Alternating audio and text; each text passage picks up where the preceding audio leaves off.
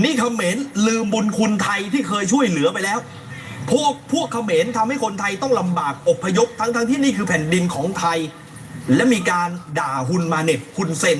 เป็นภาษาเขมรด้วยนะนี่เห็นคนเขมรได้อยู่เต็มไลฟ์เลยเอาลองฟังดูหน่อยเดือดร้อนแห้งเดียวนี่เขมรนี่มันเฮ็ดคักอีหลีย่ายนี่66 ปีแล้วแต่กี่บ่ไม่เขมรมาอยู่เพราะคนดอกมันอพยพมาอยู่ปันนี้ฮะมันมาอยู่มันอยากได้ดินเท่าไม่ใช่มาสิย่อมบ่ย่อมได้นี่บ่ย่อมอันปรับเอาทองได้อันอ๋อ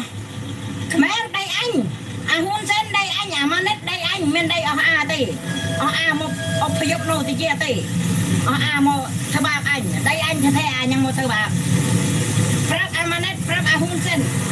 ปรับได้อันแซ่ออกเนี่ยมีก็มีไอ้ห้องขโมยจีอันยังเป๊กอันนั้นมาห้องตรงบ้านอันยั่ว